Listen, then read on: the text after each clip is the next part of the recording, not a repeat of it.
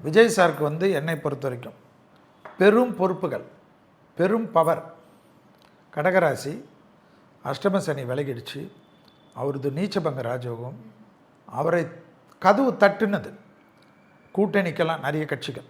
அதை வந்து அவர் வந்து ஏன் ஏற்றுக்கலைன்னு எனக்கு தெரியல. ஆனால் அவர் ஏற்றுக்காத போனதுக்கு கூட இருக்கவங்க தான் நான் காரணம் நான் நினைக்கிறேன். ஏன்னா அவர் ஜாதகத்தில் அவர் தேடி போல, அவரை தேடி நிறைய பேர் வந்தார்கள், நிறைய தலைவர்கள் வந்தார்கள், நிறைய கட்சிகள் வந்தது. ஆனால் அவ்வளோ நல்ல வாய்ப்புகள் வந்தது. வந்துட்டு அவர் அது சரியாக என்னை பொறுத்த வரைக்கும் கிராப் பண்ணி அதை வந்து அவர் உருவாக்கலை. விஜய் சார் பெரிய லெவலுக்கு வர்றது உருவாக்கலை. கமல் சார் வந்து ஒரு தனக்கு வந்து கிடைச்ச தன்னுடைய கட்சிக்காரர்களுக்கு ஒரு 2 சீட்டு வந்து திமுக சின்னமே இருக்கட்டும், ஆனால் இவர் கூட அவ்வளோ நாள் எல்லாத்தையும் விட்டுட்டு மக்கள் நீதி மையத்துக்காக ராத்திரி பகலும் சொத்தெல்லாம் விற்றுட்டு எவ்வளோ பேர் கஷ்டப்பட்டுருப்பாங்க.